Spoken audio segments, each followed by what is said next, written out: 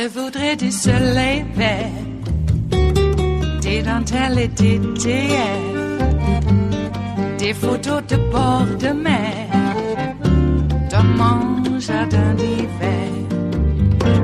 Je voudrais de la lumière, comme en Nouvelle-Angleterre. Je veux changer d'atmosphère, dans mon jardin d'hiver.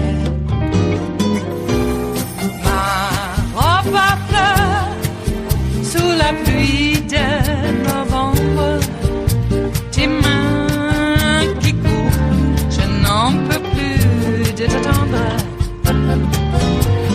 Les années passent, qu'il est loin, là je tombe. Nul ne peut nous entendre.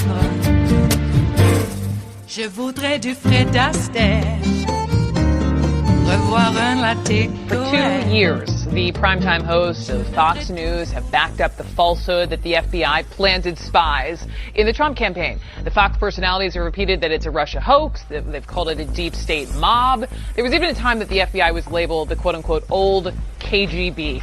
And now that the Inspector General has spoken, instead of standing down, they are holding up the report as proof that they were somehow right? The actual report was something of a disaster for the FBI. That was obvious to anyone who actually read it. Everything we have been reporting for years was dead on accurate. We were right every step of the way. The report, as I mentioned to Hannity, is a devastating indictment of our FBI and our intel gathering apparatus. Okay. CNN political commentators Amanda Carpenter and former Congressman Charlie Dent are with me. And Amanda wrote the book, Gaslighting America, Why We Love It When Trump Lies to Us. Charlie Dent was a Republican congressman from Pennsylvania. So, Amanda, let me just start with you, because, you know, you could even add Bill Barr, right, to that chorus today, as Chris and I were just discussing. So when you look at the last, say, just 24 hours, how it's really been this microcosm of the Trump era, my question to you is, how damaging is this really? Well, it's damaging because our institutions are being used to propagate the idea that the Trump campaign was spied upon en masse. And I do think Attorney General Bill Barr is probably the most dangerous player in this drama right now, because he's being so tricky about the way that he's talking. He went before the cameras today and essentially said there was spying. If you go back to his confirmation hearing, he was saying the same thing. He is equating spying with any kind of surveillance that happens. Spying denotes that there was something illegal, there was something improper. And in some cases, the IG report does show that there were people, FBI informants, who conducted surveillance on at least 3 members associated with the Trump campaign: Michael Flynn, George Papadopoulos, and Carter Page. And there were problems with Carter Page. But what the report is about is saying why the investigation was warranted, why people needed to be worried about Russian interference in the election, and that stands. And so the FBI did do that. It was conducted properly. But there were some problems. An honest organization admits when there's problems. Yeah, so that's your word, tricky. His words are tricky. You're right. And then Congressman Dent, to you, I just want to play this sound just to further our point here on the gaslighting that, you know, former FBI Director James Comey, who, as we all know, was fired by the administration over this whole Russia investigation. Comey says the report vindicates him, and then it was his mother-in-law who he says was watching the coverage on TV and thought that his own, you know, that Jim Comey himself was at the risk of going to jail. Here he was. Every time we would visit, she would express that worry, and I would tell her, look, it's all made up. There's zero chance of that. But she believes what she sees on television, and she's not unlike millions of others who are drinking this in for 2 years. So where does the FBI go to get its reputation back? We have to talk about this result. And Congressman, this is James Comey's own family who thought he was going to prison. And you have people who are watching this 24/7, 2 years straight. What must they be thinking? Well, I'll tell you what, Brooke, here's the problem. I think a lot of ordinary Americans go about their lives, they're very busy, and they maybe don't distinguish between the newscasters on these shows, the people who are real journalists, versus the opinion folks, and they conflate the two. Mm-hmm. And they see, you know, they're watching Fox where they have some very real news people there, and they have opinion people, and I think that people just don't distinguish. It's very muddied, and And that's a problem. Believe me, I used to get those same kinds of conversations from my mother-in-law too. About she'd see things and she'd be concerned and she'd call me and I have to calm her down. It's all going to be okay because they believe in what they're hearing. Yep. And in this broader, looking at the bigger picture, Amanda, certainly Trump feels emboldened. We've been talking about these impeachment articles, being out today and how he's saying he's basically embracing it and bring it on. And I want a trial during Christmas. And your point, we're reading your tweets that this could happen again, impeachment. And it's easy to scoff at that and laugh it off. But you say don't. Yeah, I mean, here's the thing that I'm worried about. Donald Trump has faced impeachment down in the House. If no Republicans take it seriously, if it's dismissed quickly in the Senate, I don't see what's to stop him from soliciting foreign interference in election again. He's done it twice now in regard to Russia as an individual during the campaign in 2016 and as president.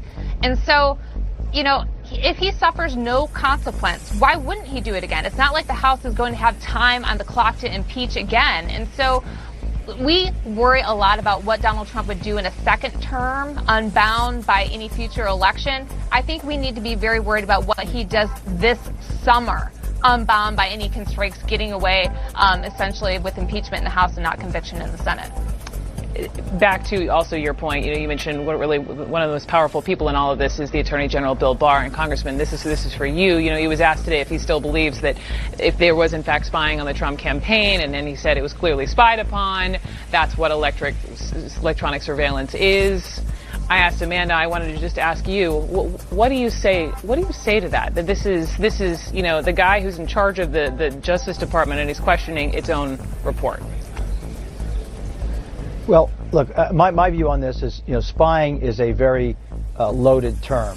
Surveillance is a lot less loaded. I mean, Christopher Wray, I give him a lot of credit. He stood up there and defended his people, even acknowledging that they certainly fell short of their own policies and procedures with respect to Carter Page. And, it seemed like that Chris Wray was speaking to his people. He's speaking down, and Bill Barr was speaking up to the president. And I think it's really stunning that the Attorney General and the FBI director are not on the same page on this issue, and that the FBI director is out there defending his department, his agency, and the Attorney General is not. It's stunning. It is Wednesday, the 11th of December of 2019, and you are in West Coast Cookbook and Speakeasy. I am your chef de cuisine, Justice Putnam, and our daily special is Smothered Benedict Wednesdays. Will no one rid us of this meddlesome priest? Not just any priest, just the meddlesome kind. The kind that could be the Attorney General of the United States who happens to be an Opus Dei member. Deep Opus Dei, I might add. People wonder what the hell happened to Bill Barr. I'll tell you what happened to Bill Barr. Opus Dei. Well, we are in Gaslight Nation for real now. Completely two different views of the truth, whatever that is. So our own intelligence agencies, our own law enforcement agencies, issued a report. The Inspector General, who now is an Obama appointee, so therefore, since he didn't kiss Trump's ass, you don't have any right to criticize him. The only people that can criticize Trump are ass kissers, and if an ass kisser criticizes Trump, you know what happens to them? So, in other words, it's against the law to criticize dear leader. And we have a sizable block of people who think that's just okay because he was exonerated. It says right there that they went after Carter Page in a wrong way. They didn't fill out the forms in triplicate, and they only did it in duplicate. And then they slid in the triplicate afterwards, and that was all wrong. So everything that they discovered after that doesn't matter anymore because it's not the truth when we say what the truth is. It's a wild, logical trek to be able to come to that, but where's logic when you're convinced that your cult is not a cult, but the only truth that should be allowed to be? We're in dangerous ground, folks. Very dangerous ground. In fact, we have so much about the gaslighting issue that you just heard up on the top. We have executive orders coming down determining whose nationality and race they are, which opens a whole Pandora box of tectonic authoritarianism. Icebox baby gulags for adults now, too. And we have some world news to come up. I should add, as a programming note, got a little behind, did an update on the old PC here, on a Windows update. And it took an hour, almost an hour, almost an hour from the point that I said, do the update, and then it did the update, then you got to reboot, and I rebooted, and it took an hour. Usually it's considerably less. But put me behind this morning. Make note to self, don't do those updates when you think they're going to take a little bit of time. They're going to take a lot longer. So I got a bit behind in culling what I need to be able to round out the show. So I apologize. I was unable to actually get online in time to be able to put out on social media, well, you know, what's coming up. Especially, I like to let folks know about KGRO X in the morning. Doesn't everybody? And so I was unable to do that, and I apologize to those folks out there who sometimes look for that. Well, indeed. So, big day. Looks like we're going to have the House Judiciary and an Intel committees. They've already come together to write the articles. Now there's the markup. So this is where, now let's remember, you know, it seems like the articles of impeachment are thin. But the way they are constructed, you can get the bribery charge in there without having it be an actual article in and of itself. And the Mueller report, is also within the construct of those two articles, both. So the Russia investigation is not neglected in this. Isn't it funny, though? How everybody that they set up, oh, well, you know, we got to fire Comey because he's not an ass kisser. So if you're not an ass kisser, you can't criticize the president of the United States when it's Donald Trump. And so they got rid of him. Remember when they got rid of Sally Yates? Who remembers her? She went in there with her hair on fire, not knowing she was in a den of vipers. Or maybe she did. So she, point man on the patrol, take the fire. Everybody else, hopefully you're saved by the time it's too late. Unfortunately for Sally, well, she's out on her own now, as well as much of career civil servants who have served under Republican, and I got to tell you, war criminal Republicans. Let's not forget. And Democrats. Some appointed way back from the first Bush. But that doesn't matter. They're part of government, and all the government is bad, especially the one in place, because they're patriotic Americans, and the thing you got to do is get rid of patriotic Boy Scouts. And Girl Scouts, too. Because Vlad can't have those. Has anybody watched Red Dawn? Has the GOP not watched the original Red Dawn? You know what happened to the little Weasley mayor? Yeah, he gets lined up on the rock pile, too. All right, you think that you're going to hold on to your power? You're going to be lined up on the rock pile, too, when Vlad and his henchmen come in to, I guess, franchise everything and dole it out to their friends. What's on the rest of the menu here in the Bistro Cafe of West Coast Cookbook and Speakeasy? Well, the Supreme Court's latest move on abortion approves torture on the pregnant. Indeed. Kentucky. Let's all go to Kentucky. No, let's not. A pro-Trump group lied about a congresswoman's impeachment comments in a new attack ad, and let's look for that. Facebook will probably be perfectly fine with an edited smear piece making this congresswoman say things that she never said.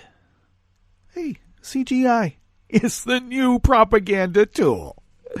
And Trump's executive order to redefine Judaism as a race or nationality to tamp down anti-Semitism is itself anti-Semitic.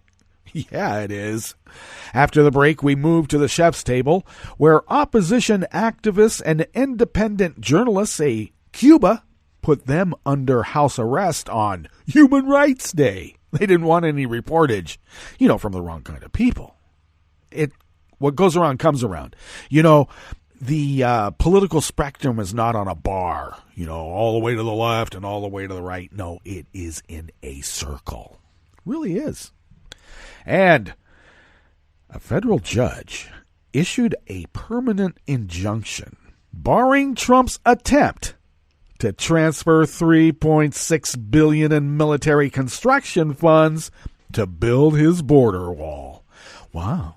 Another thing for him to whine and tamp his feet about and send people to the cornfield. All that and more on West Coast Cookbook and Speakeasy. Bon appetit.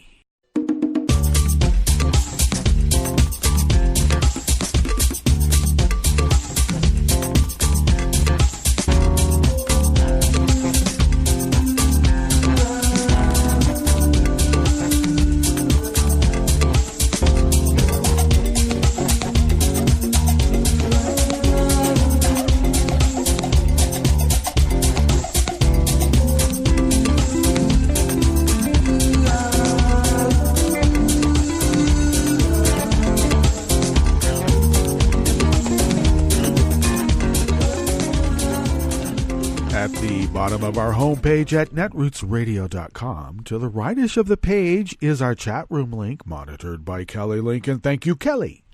To the leftish of the page from the chat room link at the bottom of our homepage at netrootsradio.com, you will then find the link to our Patreon page. And do please become a recurring Patreon of Netroots Radio. I know it's a tough part of the season because monies are, I would expect, pointed towards those loved ones and dear to you. But if you could maybe afford the cost of an espresso-type coffee drink sent to us once a month, we are able to really, as I've mentioned to those who have listened before, stretch those dollars beyond compare. Though the bulk of what we, how we keep this little resistance radio concern going is really what comes out of our own wallets, we would still be unable to do it without you. Because, as Tom has said before many times, you are our biggest contributor. So we are in the process of identifying a new MacBook Pro I'm looking at right now. Newish, not new. And putting that together. Then I got to get software for that. And I've got to replace the Dell, though I'm hoping I can fix the Mac Mini that turned into a brick on an OS update. Got to take that in. Hopefully it can be retrieved. And maybe I'll use that in place of the Dell. But so that is coming up quick.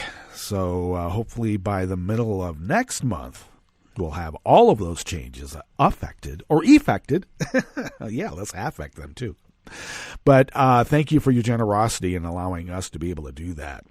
If you would like to follow Netroots Radio on Twitter, do so at Netroots Radio. Tom takes care of that, and we are forever in Tom's debt for not only taking care of the Twitter account, but really for everything that he does.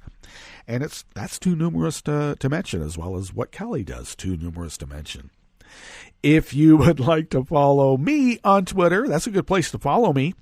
You can do so at Justice Putnam, because I also post the show notes and links diary on Daily Co's about 10 minutes before showtime, and then link that up on social media so people have their social media fix with all the links acquired.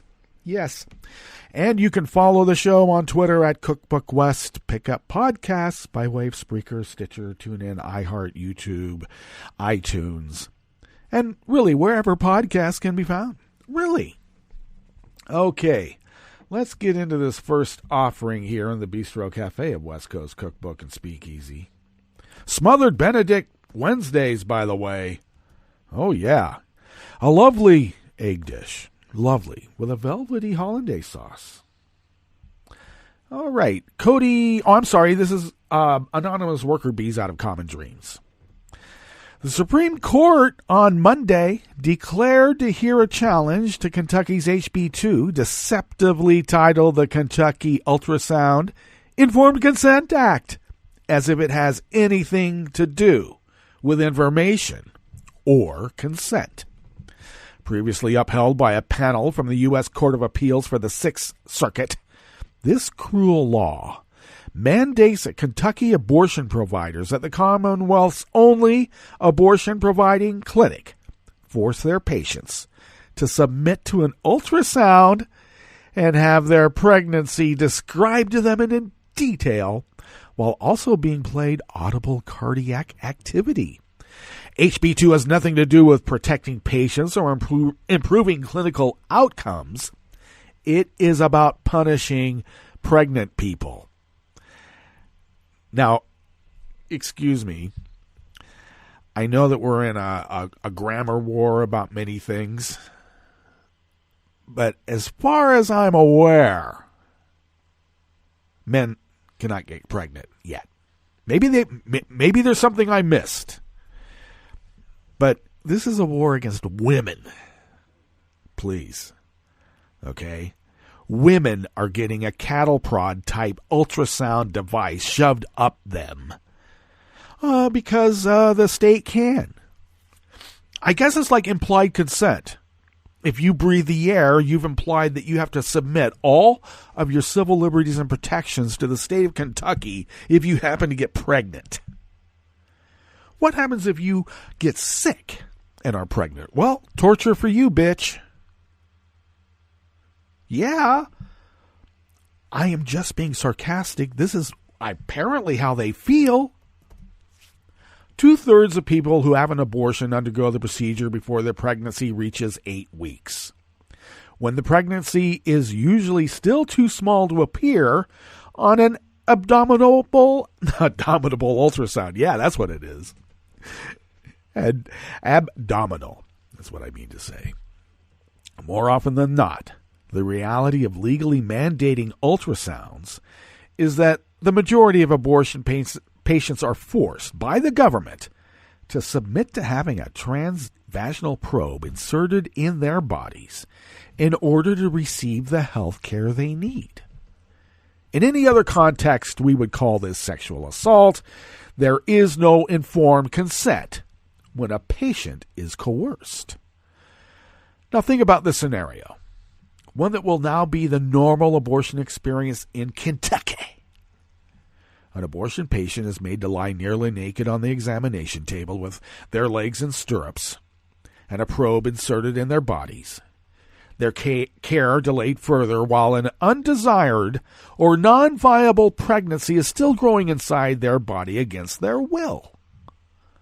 They don't want to be pregnant anymore, and they certainly don't want to have their pregnancy, whether it's the result of a birth control failure, an assault, or an intentional conception that's no longer viable. They don't want that described to them in vivid detail, but it doesn't matter. No matter the silent tears or the loud sobs, their physician must continue describing the pregnancy and showing them the ultrasound images, all while playing audio of any fetal cardiac activity. If the patient closes their eyes or covers their ears or asks for the narrative to stop, the physician must either keep going or refuse to provide care. Now, it's rich that a doctor is forced to give this information and perform this procedure, while at the same time, doctors across the nation are prevented from merely asking, "Do you have an unsecured gun in your house?"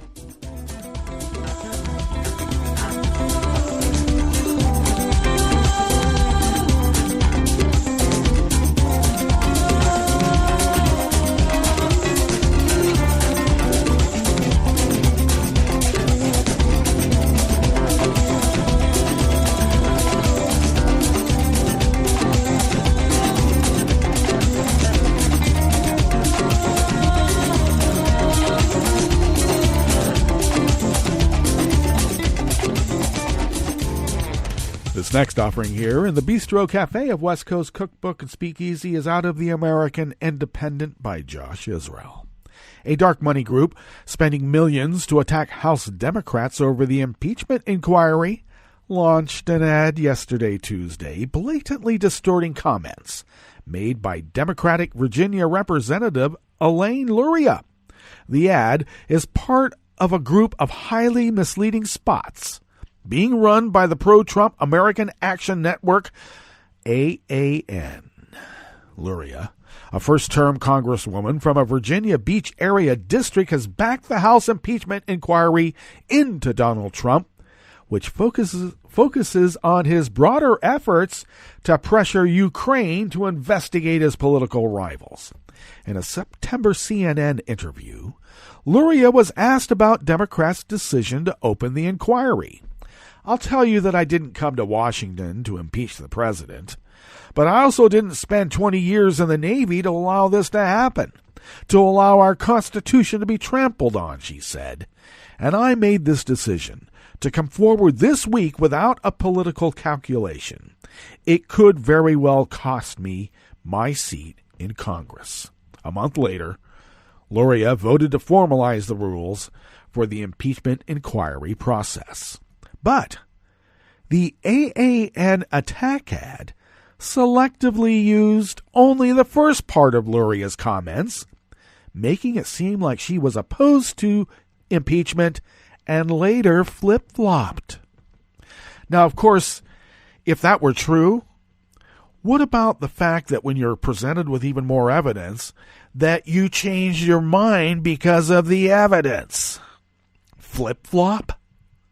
Elaine Luria said she didn't go to Washington to impeach the president, a narrator says, but voted to launch the investigation anyway.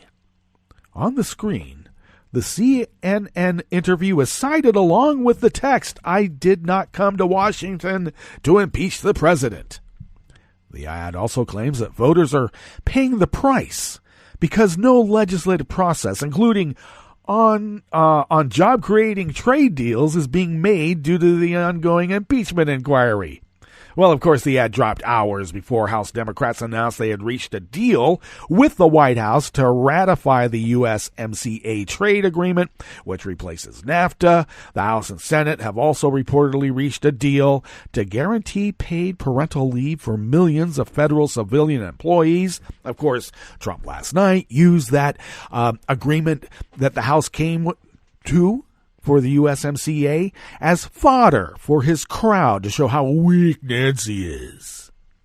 And, of course, Mitch McConnell said it's not going to come to a vote anyway, and maybe that'll make Trump mad, and maybe it won't. The anti-Luria spot was one of 8, count them, 1, 2, 3, 4, 5, 6, 7, 8, released by the group yesterday, Tuesday. The almost identical ads attacked 7 other lawmakers for their support of the impeachment inquiry, and that's all part of a $1.5 million expenditure. Well, in October, the group also ran ads claiming that House Speaker Nancy Pelosi's bill to lower drug prices through bulk negotiation amounted to a socialist takeover. Negotiating for lower prices is socialism now. That's how the gaslighting works.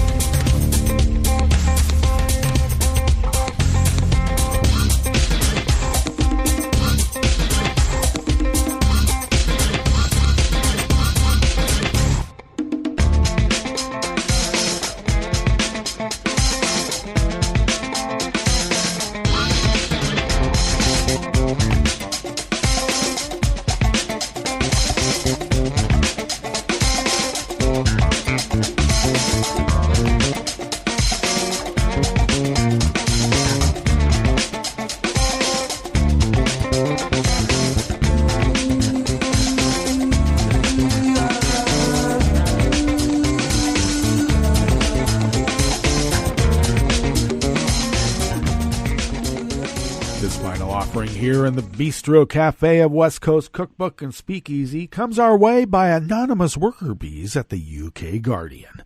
Donald Trump signed an executive order targeting antisemitism on college campuses.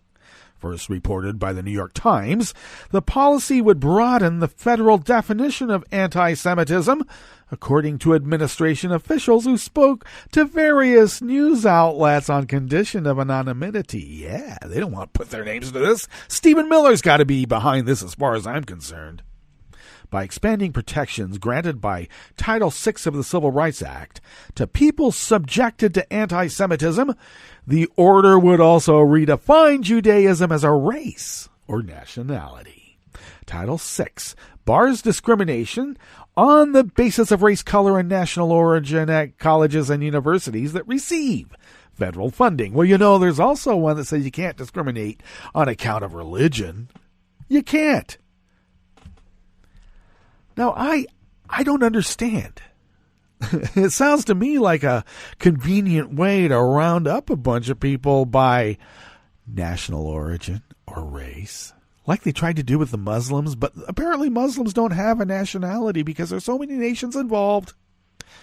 As if Judaism isn't under the same sort of dynamic, so to speak. The move has drawn criticism from those who worry that such a characterization of Judaism as a race or nation is itself anti-Semitic. Free speech advocates also have concerns that a broader definition of anti-Semitism might be used to limit criticism of Israeli government actions. In other words, if you don't want to invest in Israel because of their apartheid behavior, and you tell other people that maybe you would like to maybe not invest, or what if you were doing business there and you want to pull your business out because of the apartheid behavior of Netanyahu and the right-wing Likud party? What if you wanted to do that? What if you wanted to express your political opinion by not throwing your dollars at that? That will now be considered anti-Semitic. What if, because I asked this on social media, what happens to your race or nationality if you convert to Judaism? Or an Ashkenazi converts to Sufism? Is there an anti-Semitic executive order for that? Yes, he signed this as an executive order, just like his Teutonic leanings led him to do.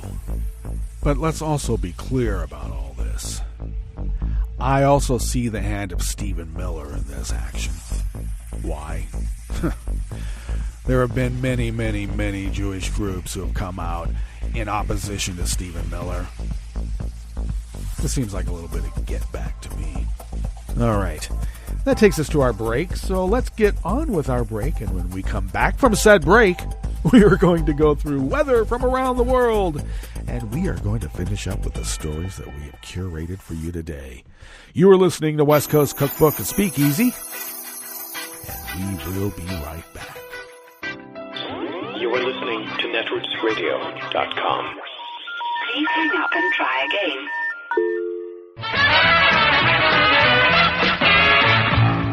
From a point at sea to the circles of your mind, a new force is at work for planetary transformation. New radio for a new Earth.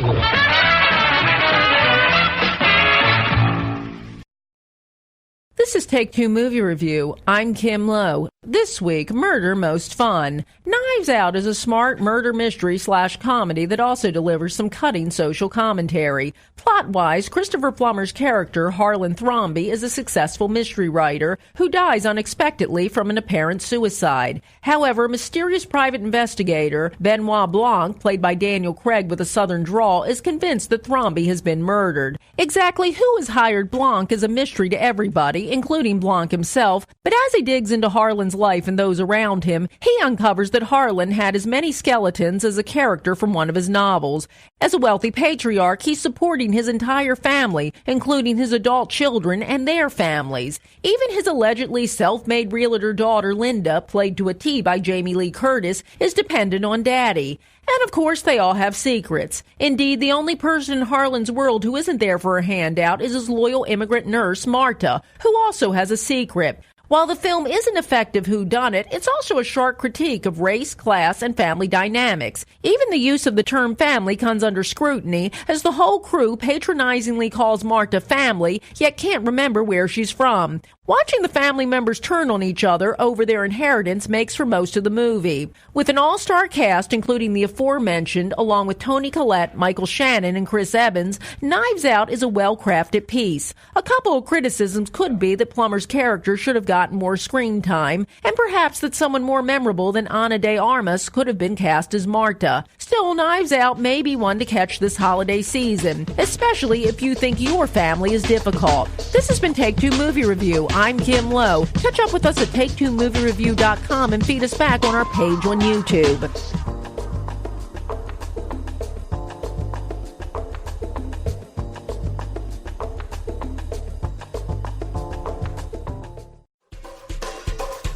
This is Scientific American's 60-Second Science. I'm Christopher Intagliata. Rome wasn't built in a day, and neither was the Roman subway system. Underground work is slow going because construction crews often unearth mosaics, frescoes, marble. And a few years ago, they found the wooden foundations of a luxurious porch from a Roman villa. So local archaeologists called in Mauro Bernabe of the National Research Council of Italy. He's a dendrochronologist, someone who analyzes tree rings, which give age and environmental info. We have to study wood because it's full, really full of information. Bernabe and his team found that the wooden planks were oak, but the wood's origin was harder to determine. So they compared the tree rings in the oak planks to those available in libraries of tree rings that contain timber from all over Europe. And they found a match for the Roman lumber from the Jura region of eastern France, more than 600 miles away. The researchers also determined that the French timber was harvested in about 40 to 60 CE, and some of it came from trees already up to 300 years old when they were felled. The details are in the journal PLOS ONE. The discovery is the first definitive evidence of oak from north of the Alps being used to build ancient Rome, and it's a reminder that the Romans had a sophisticated trading network. These logs, for example, likely floated down 2 rivers, across the Mediterranean, and up another river to Rome. Bernabe says Roman archaeologists usually destroy ancient wood. It's not as prized as jewelry and vases and mosaics, but he's hoping this study might change their minds. Save the wood, yes, and call me. If you don't want to save, please call me. Thanks for listening. For Scientific American's 60-Second Science, I'm Christopher Intagliata. This is an important message from the U.S. Department of Health and Human Services. When it snows this winter, make sure you clear more than your driveway. Before you hit the road and before you get in the driver's seat, check to be sure that your vehicle's tailpipe is clear of snow. If the tailpipe is blocked, carbon monoxide, an odorless, colorless, and deadly gas produced by your engine can build up quickly inside your vehicle, poisoning anyone inside. To learn more, call 1-800-CDC-INFO. That's 1-800-232-4636.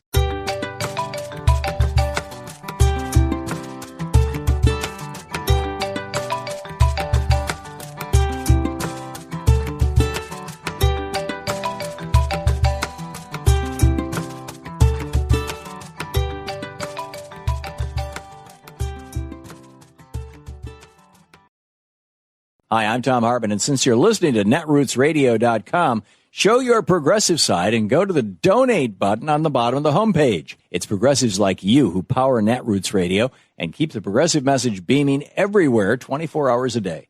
Just go to our donate button at the bottom of netrootsradio.com. Thank you for keeping progressive radio at full power.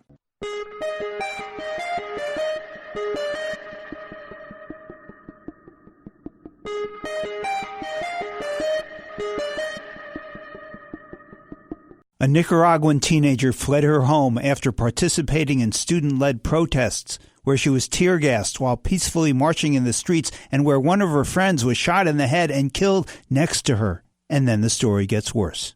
I'm Bill Newman, and this is the Civil Liberties Minute.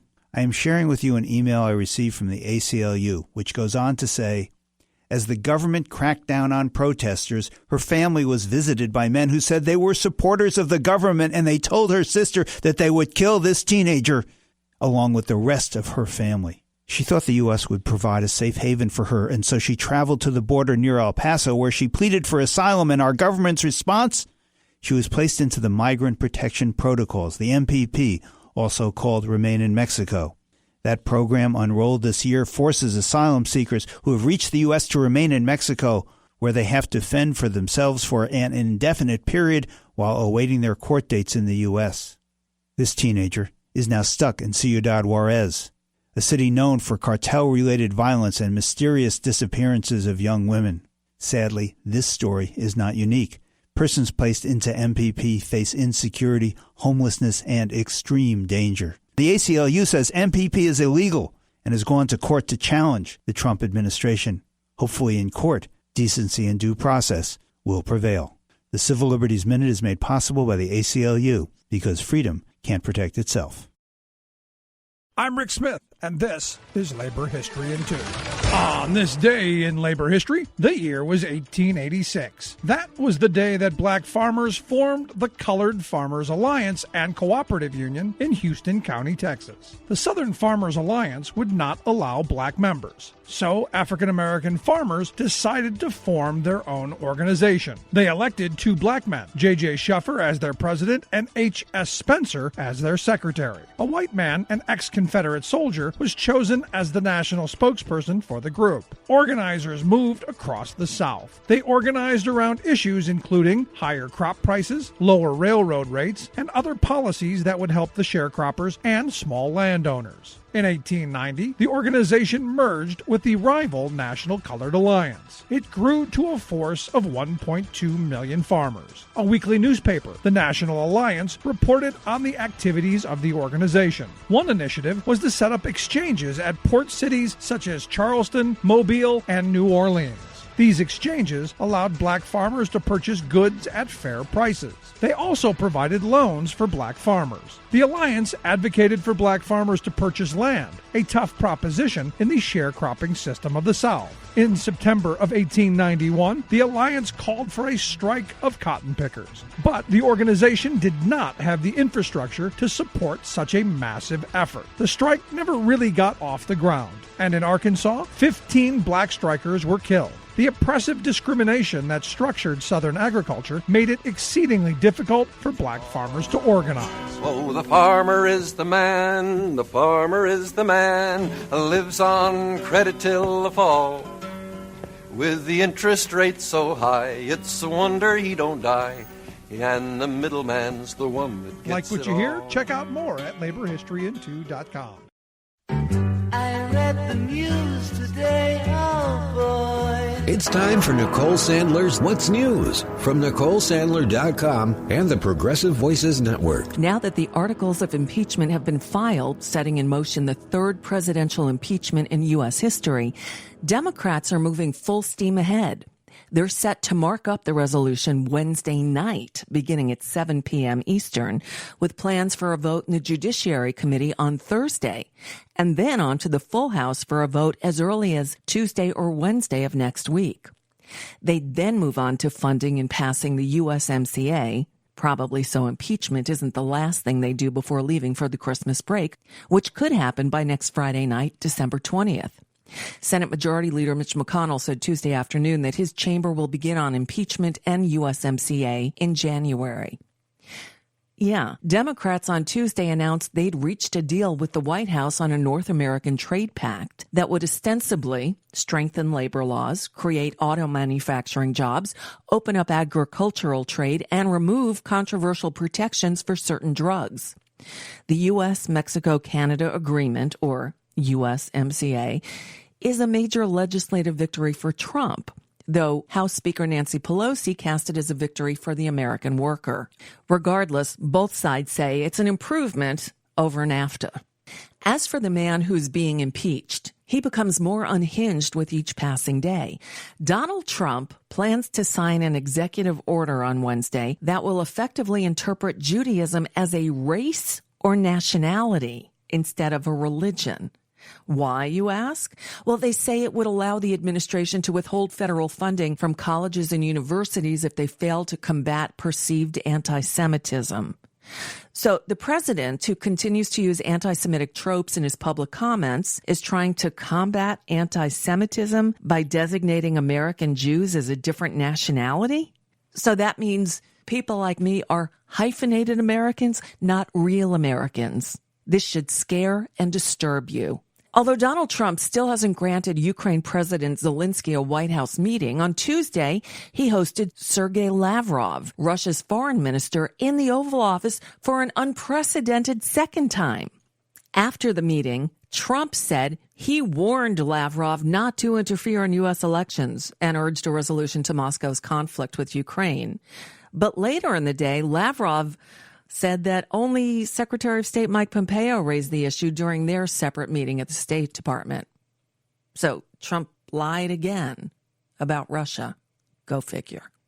A federal judge in El Paso on Tuesday blocked the Trump administration's plan to pay for their border wall construction with $3.6 billion in military funds, ruling that the administration does not have the authority to divert money appropriated by Congress for a different purpose. If it were up to me, I'd take away the guns. Jersey City is still reeling after an hours-long standoff between armed suspects and law enforcement officers that left 6 people dead, 3 innocent bystanders, 2 suspects, and 1 police officer.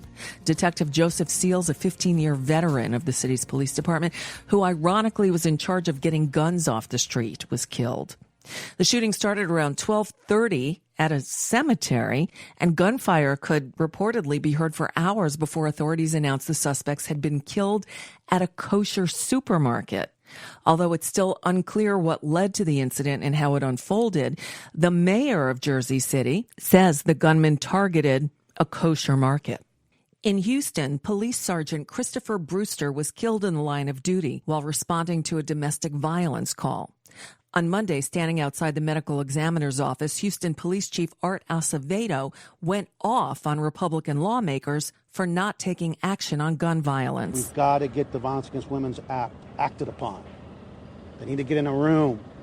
I don't want to hear about how much they support law enforcement. I don't want to hear how much they care about lives and the sanctity of lives, yet we all know in law enforcement that one of the biggest reasons that the Senate and Mitch McConnell and John Cornyn and Ted Cruz and others are not getting into a room and having a conference committee with the House and getting the Violence Against Women's Act is because the NRA doesn't like the fact that we want to take firearms out of the hands of boyfriends that abuse their girlfriends. And who killed our sergeant? A boyfriend abusing his girlfriend. So you're either here for women and children and our daughters and our sisters and our aunts, or you're here for the NRA. So I don't want to see their little smug faces about how much they care about law enforcement when I'm burying a sergeant because they don't want to piss off the NRA. Make up your minds. Whose side are you on? Gun manufacturers, the gun lobby, or the children are getting gunned down in this country every single day? In our schools, in our theaters, in our colleges, on our streets, in our homes, in our businesses. Who are you coming to work for? And don't tell me, Senator, with all due respect, it's about the impeachment. Because you brag every day, you and Mitch McConnell, about getting judges confirmed. You brag about every piece of legislation you care about. Start caring about cops, children, and women, and everyday gun violence. And that will be the last thing I say this week, because the rest of this week is going to be about Christopher Brewster and his sacrifice, and the fact that his mom, his father, his wife, his sisters, his friends, and ultimately the community that he laid his life for will be putting him to rest before Christmas because of the cowardice of the political people that we have in office. Well, it's that time of the year again. Merriam-Webster Dictionary revealed their word of the year, they, used as a non-binary pronoun. And Time magazine named their 2019 Person of the Year 16-year-old climate activist Greta Thunberg. Good choice. I got good news. And that's just a bit of what's news for now. I'm Nicole Sandler. If you appreciate these reports and the Nicole Sandler Show, I hope you'll consider making a contribution. My work is 100% listener supported, and I can't do it without your help. Find out more at NicoleSandler.com, and please click on that donate button.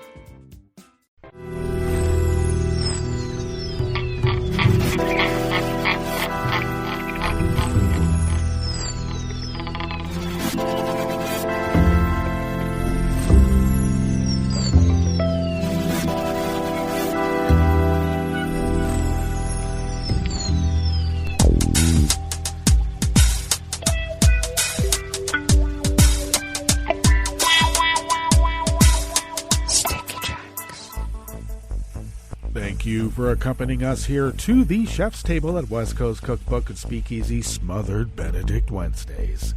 We always begin weather from around the world along the banks of the Rogue River, in the Rogue River Valley of southern Oregon on the west coast of the continental United States of America, because there's a lot more of America where we come from, don't you know?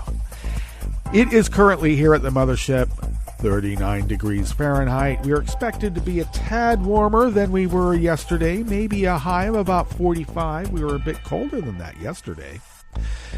And it is raining currently. Showers this morning will then become a steady rain during the afternoon. Highs around actually 47. Winds will be out of the east at 5 to 10 miles per hour. They're out of the northeast right now. Light and variable, and we are expecting about 1/4 inch of rain for this morning, and then tonight we're expecting a little bit less than 1/4 inch. Winds will have shifted then out of the southeast, continuing at their clip of 5 to 10 miles per hour, and then shifting, these being the winds, out of the southwest tomorrow, and increasing at 10 to 15 miles per hour.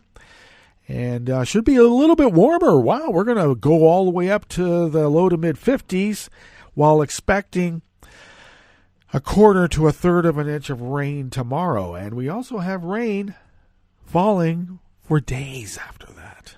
Some light, some heavy. We'll fill you in as we get closer to that.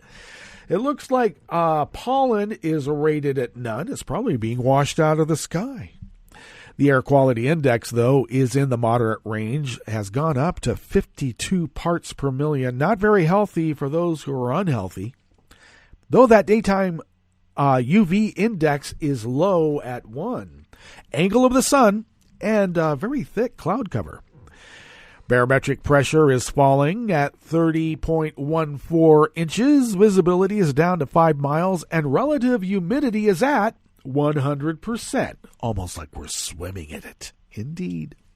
Weather from around the world is brought to you by people's personal weather stations that they purchased.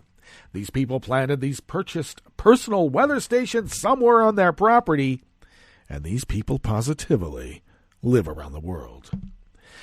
London is 45 and partly cloudy. Paris is 47 and cloudy. Rome is 52 degrees and sunny. Kyiv is 36 and cloudy. Kabul is 37 and fair.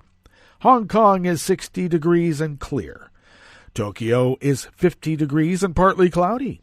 Sydney, Australia is 66 degrees, mostly cloudy, though they have acrid, unhealthy, dangerous smoke because of all the bushfires burning out in the bush.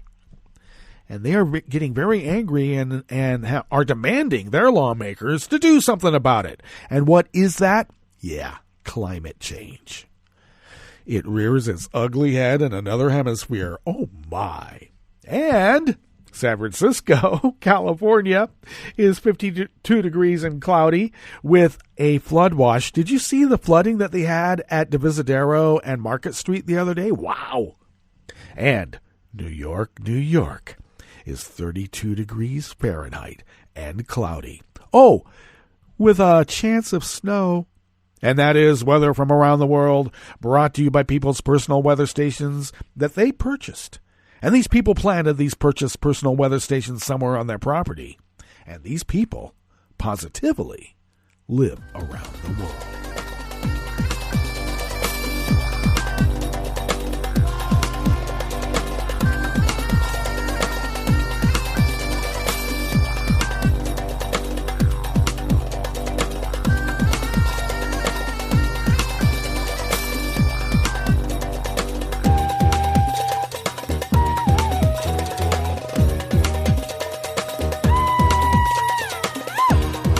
before I begin this first amuse-bouche here at the Chef's Table at West Coast Cookbook and Speakeasy, Smothered Benedict Wednesdays, it should remind folks that the Inspector General is testifying in front of the judiciary, or has been. So I guess it's all fake news. And I suppose maybe he's going to get fired too. Along with Wray. Christopher Wray will be fired. You know it's going to happen. All right. Anonymous worker bees out of Reuters bring us this first amuse-bouche here at the Chef's Table at West Coast Cookbook and Speakeasy. Opposition activists and independent journalists in communist-run Cuba said state security and police stopped them from leaving their homes yesterday, Tuesday, to prevent them from remarking or reporting on International Human Rights Day. Some activists had planned to observe the day by calling publicly for the liberation of one of the top opposition leaders in the one-party country, Jose Daniel Ferrer, whom Cuba, yes, Cuba, calls a U.S.-financed counter-revolutionary. Cuban authorities arrested Ferrer, age 49, more than 2 months ago, while dissidents complain they are frequently subjected to short-term detentions to intimidate them. His is the first long-term arrest of a high-profile government critic in years. Human rights activists say it reflects a broader increase in repression as the country deals with the awakening of civil awareness thanks to expanded access to the Internet and a hike in U.S. sanctions. International rights organizations like Amnesty International, the Trump administration, and the European Parliament have called for Ferrer's release. Well, the Cuban government, which says its critics on human rights overlook Cuba's guaranteed health care and education, did not reply to a request for comment. Cuba says the United States is using Ferrer, with its top diplomat in Havana even abetting his illegal activities, to undermine the government as part of its broader attempt to overthrow socialism in Latin America. Well, I think that the Trump administration cares little about any of this. And if we wanted to have civil awareness awaken even further in Cuba, we would not have sanctions on them.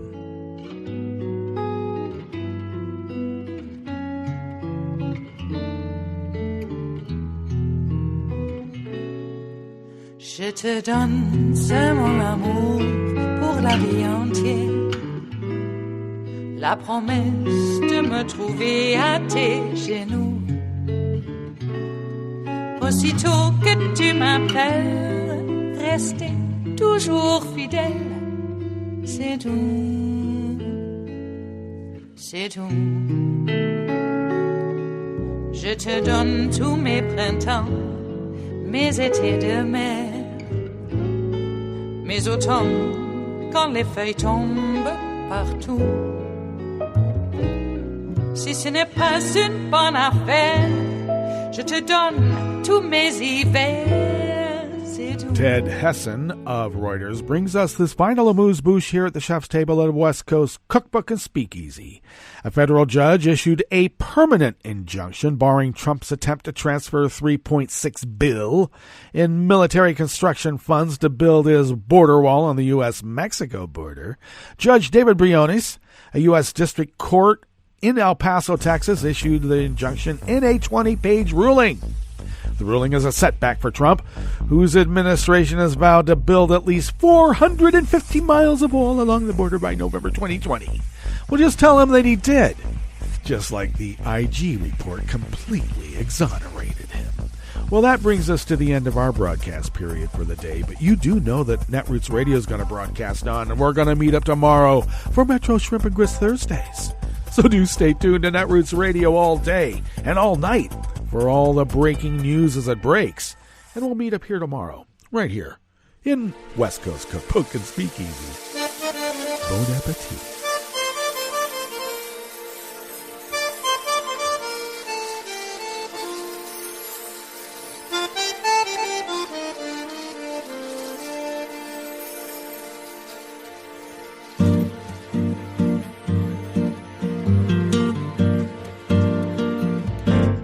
Je voudrais du soleil vert, des dentelles et des théâtres, des photos de bord de mer,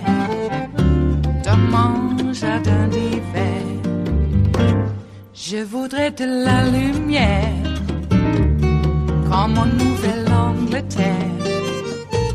Je veux changer d'atmosphère dans mon jardin d'hiver.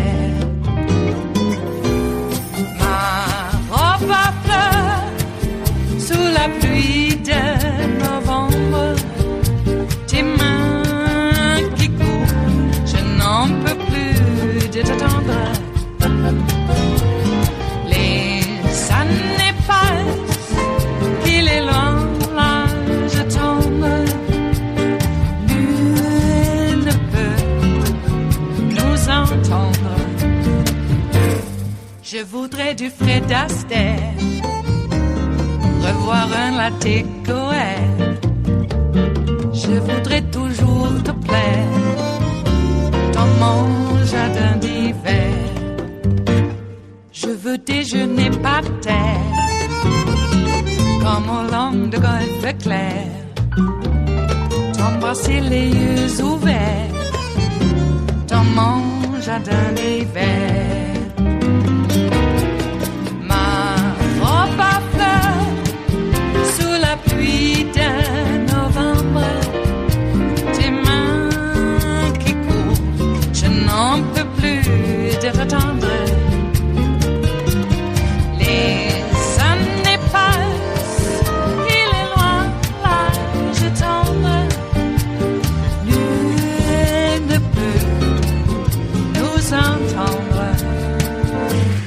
Ba-da-da-dum-di-da-dum,